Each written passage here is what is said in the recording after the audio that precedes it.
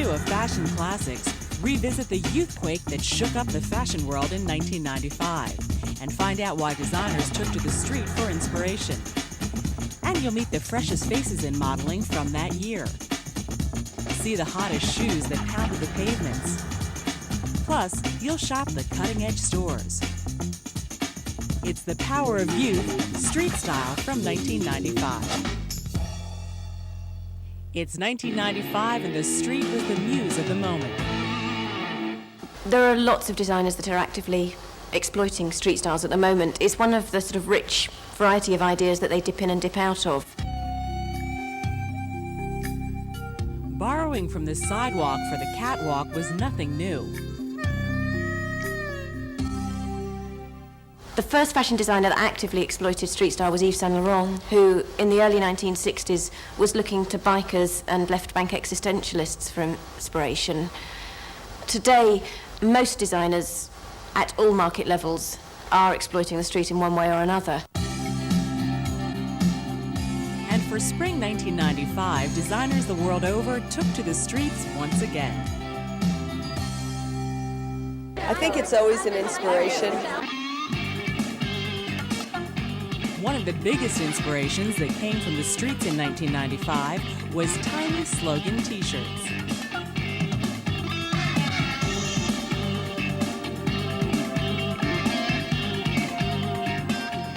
It was a trend with a message for everyone.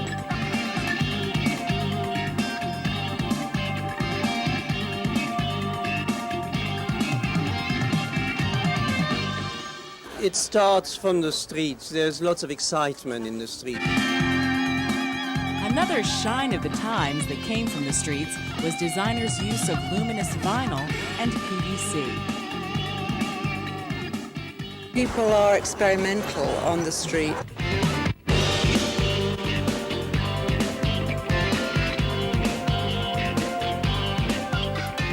It's always quite diverse, I think, and they always are quite sort of forward-thinking. Street style gone high style. I think creativity in its rawest state is often associated with the street.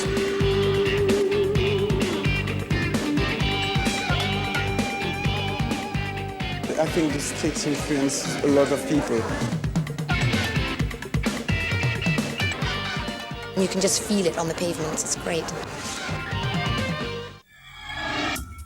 1995 introduced some of the fresh new faces in modeling.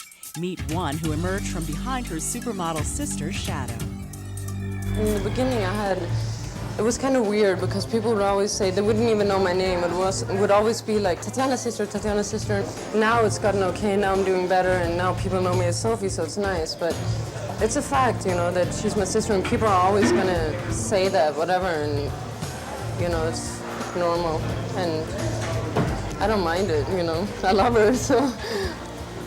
I think I could never put on an act and be somebody completely different. It's just not me, and I always try to, like, maybe also because of my sister, and I know the whole thing, the whole fashion business so well since I was 10 years old. I just take it like anything else. I think I'm lucky to be doing it.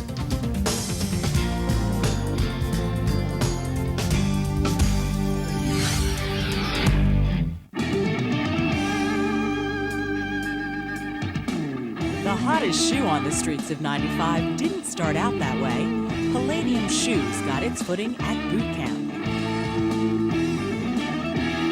The company is born in 1947, and the French army wanted to have a specific shoe with a new sole to every kind of uses.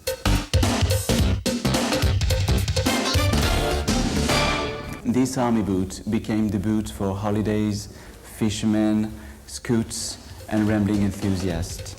And in 1985, the idea came to change a little bit the product, in fact just to change the color. At the beginning, at the very beginning, it was really difficult because nobody wanted to buy this product. Everybody was saying that it was too aggressive, the sole was too big. We started to distribute it in the avant-garde shops. And then the leading clothing shop the leading jeans shops and the leading shoe shops wanted to buy it.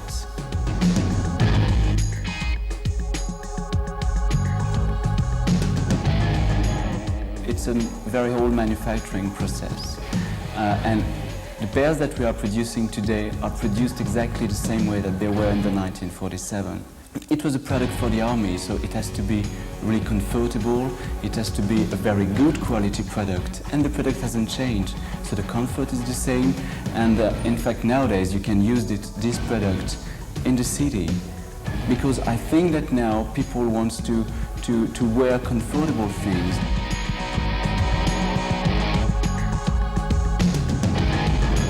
In 1993, 1 million people were wearing the Palladium shoes all over the world, and we can say that, in fact, Palladium is leaving its footprint at every corner of the world.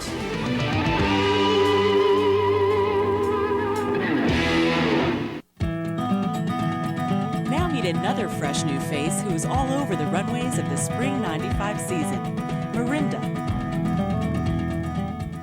I came from South Carolina, and there you're very sheltered. You really don't know anything. You come to New York, and it's like a big boom. You know, I quit for 1 year to kind of get my head together. Then when I started again, it just came naturally, you know, in front of the camera. But runway, I'm still a little shaky.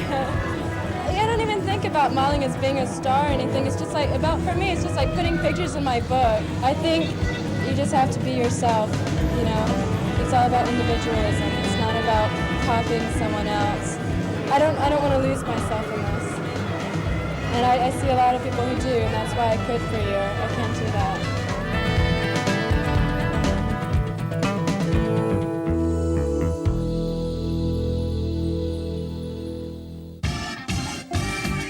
Since London is the capital of street style, it seems fitting that the cutting-edge shop that made headlines in 1995 was in London's trendy Covent Garden. Sign of the Times isn't just a shop. Our idea was to create another world, so that when you went shopping, it wasn't just to buy a piece of clothing, it was to have an actual experience. I'd always been involved with street style and fashion and theatrical costume, and I just started selling clothes that came from the clubs and the badges and the fanzines. And soon a little scene built up around the stall that I did at Camden, and I decided it was time to get a small shop in Kensington Market. And I made the shop really wacky with the help of my friend Paul Showbrook, and we did silver baker foil walls, Nicky Soundflay mobiles, and we packed the whole stall just full of toys. So the whole store was decorated, the floor, the ceiling, the walls. So it's like a whole experience when you went in there. And the experience was rewarding for shopper and designer alike. Sign of the Times was a haven for new underground labels. We're the only shop that they supply, but they're all, you know, growing bigger as we grow bigger. I think it's really important that when the designers come in, we give them encouragement, we help them, you know, get grants, we write letters for them to say that they're stocking here so they can, you know, get some money from their banks, and we advise them, give them addresses of factories and machinists, and so that, you know, it's a really interactive thing with them. And with the customers, we like, you know, the whole point of the shop for them is that they can come in, they can buy the clothes, they can find out where to go to a club, they can come to our parties. The designers come and everyone meets each other. And I found that from that, so much energy is generated because people network and they, you know, they create something bigger than they could have created by themselves, which I think is really important. Another face in the global fashion spotlight of 1995 was fresh-faced American beauty Carrie Clausen.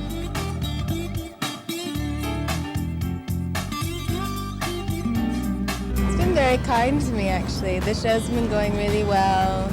It's hard, this business, because young girls are pulled out of school, out of their families at a young age. I mean, 15. I would never let my daughter do this at 15, knowing what I know now. But you grow a lot, you learn a lot, and I was insecure for a really long time, and I still am, but you're forced to deal with it, and it makes you a better person for it. I mean, There's a lot of beautiful girls. You can't be the most beautiful girl.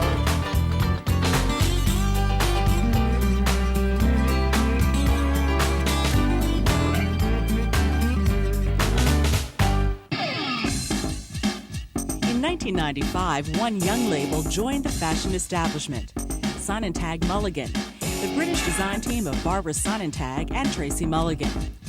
While they've since dissolved their partnership and launched their own separate ventures, in '95 they were the ones to watch. It hit me when we were in here that it was actually our first show on our own, because before, when we were working, it was though we were doing another show.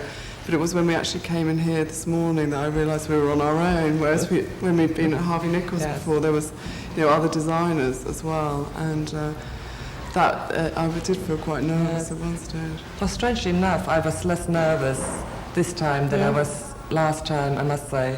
I mean, we did 2 shows with Harvey Nichols, with a new generation, and everything seemed to be so well organised in here, and it was so calm, and we've had great people working with us, and it was just really nice to have the space to yourself, and we could do what we wanted to do.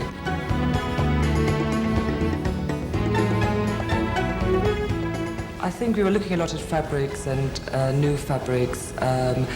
There was a lot of linen around last season, and we've used linen again, but we've used it with a lacquered finish, and I think it's fabric finishing was the main theme, really. Also colours, freshness. I think after quite a few seasons of clothes being very serious, we just had a feeling for I think something quite happy and fresh and young and upbeat.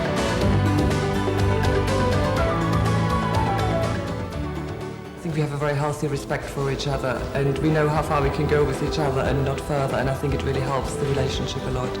We don't scream and shout. I think with the design we tend to sort of start off together and have different mood and just talk it through and then work separately and then come back again and just sort of spark off ideas across.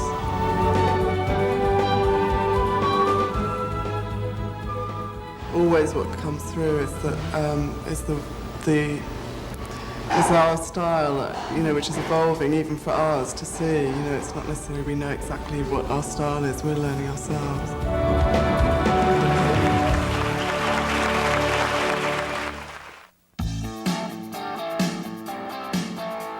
Another future supermodel who was just learning the ropes in '95 was Scottish sensation Kirsty Hume.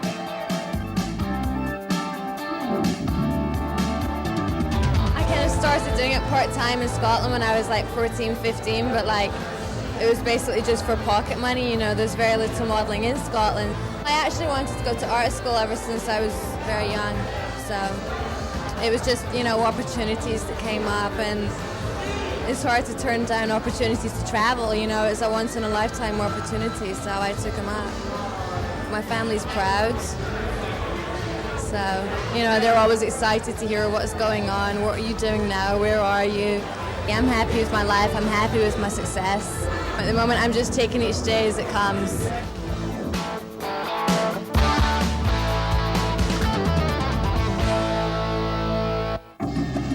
Underground style went mainstream in '95. London's prestigious Victoria and Albert Museum celebrated fashion's Youthquake in their 1995 street style exhibition. We've always focused upon design that leads, which is cutting-edge fashion, and increasingly we recognise that it was not just the catwalk that was leading international fashion, it was also the street. And so we wanted to actively acquire street clothes. And the legacy of the exhibition is that we'll have a permanent street style reference collection here, and we'll be the only museum in the world that has that. It's been long and hard work acquiring the clothes. It's taken us 3 years. We've been all over the place, but the aim was to get real clothes worn by real people, so it wasn't us assembling the clothes. We've identified a tribe. The term's used loosely, but it's to signify a group that has a distinct, cohesive form, and it has its own ideology, and there's a sort of sustained commitment. And we've also identified what we call styles, which is just a style that you can dip in and dip out of. This is the item that I thought I might never get for the exhibition. It's a Teddy girl jacket from 1954. With today's eyes, it's hard to appreciate perhaps how radical this was. And she said she wasn't allowed into her friend's house because her mother thought she was rough and common and she was a Teddy girl. This is a hippie outfit from the late 1960s, and the dirt on these trousers is original dirt from Stonehenge. Here we have some examples of high fashion spin-offs of rocker style. The first is a pink fluffy jacket based on the classic Perfecto by British designer Bella Freud. There's a high fashion spin-off by Versace, and this is from Catherine Hamnett's Choose Life collection. Moving down the rail, we have some really nice skinhead clothes. Nice probably isn't the right word to use, but this is our boot boy look from 1971.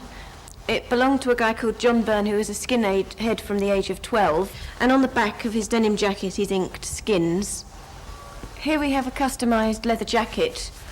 It started off life as a punk jacket. Here we have perhaps one of the most exciting outfits in the exhibition. It's certainly one of our favourites.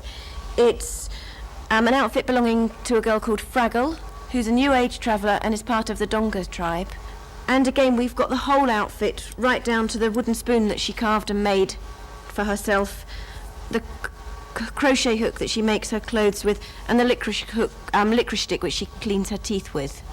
As the National Museum of Dress, it was appropriate that we collected it, and as street style's fundamentally British, it was appropriate for us to do it.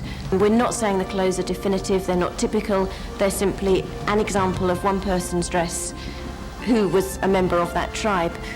And in doing this, I think we're going to challenge quite a lot of stereotypes about what a punk looks like or what a mod looks like.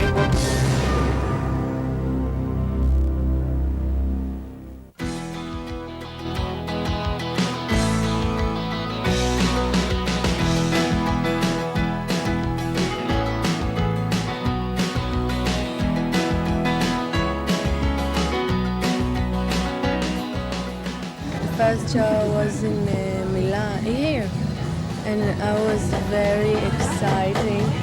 I was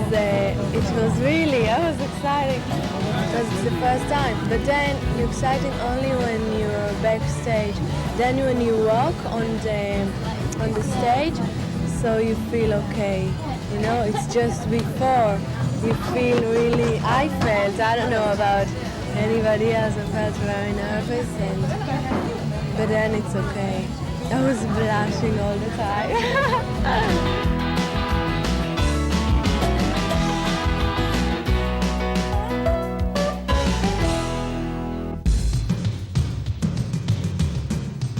Now come to Italy, where 1995's new ready-to-wear line, Maria Marie, was feeling the street beat with an Italian accent.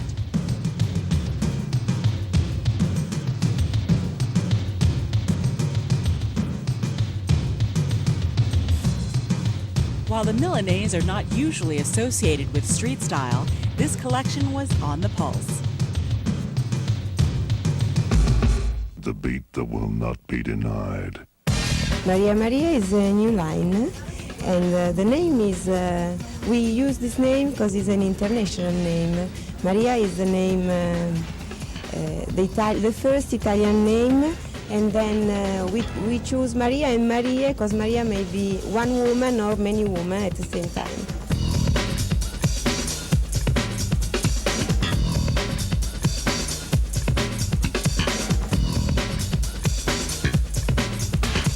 We have ancient and traditional fabrics like line and viscose, silk, normal fabrics. The look is important.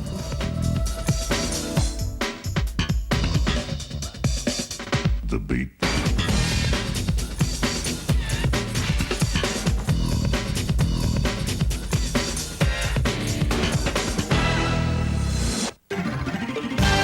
Why not a tram? Because Maria is a woman in movement.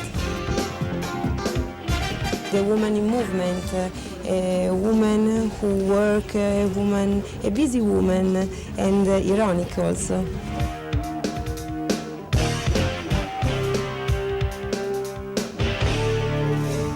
The symbol is an ancient symbol of water, and we use it because it remembers the symbol of woman.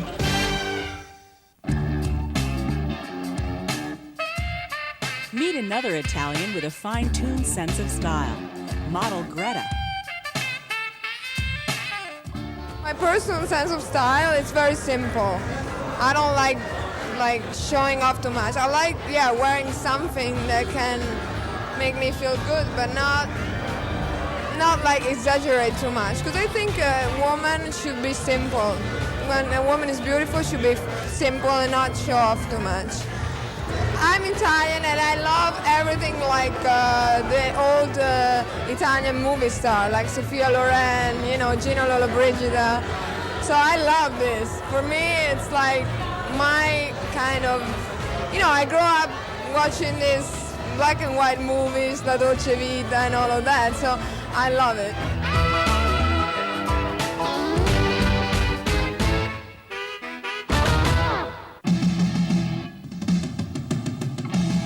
In Paris, a small shop called Magic Circle was 1995's cutting-edge street-style phenomenon.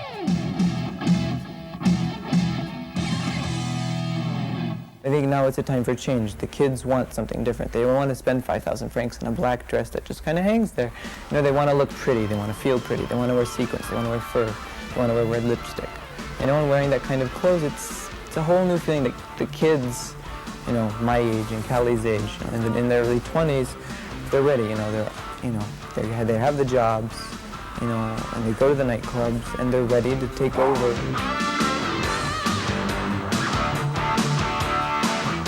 Things that I like are things that not everybody in the street is going to have. Things that are very trendy at the moment. Things that are a bit eccentric but not ridiculous.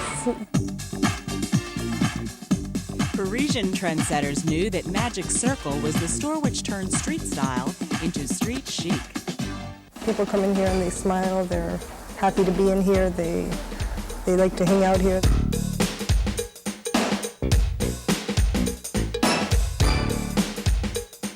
Very nice feeling. Very warm, very, it's orange, it's pink, it's Barbie. It's nice.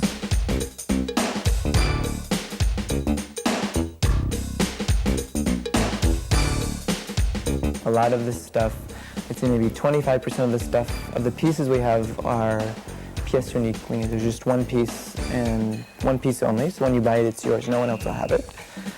And a lot of girls really feel good about that.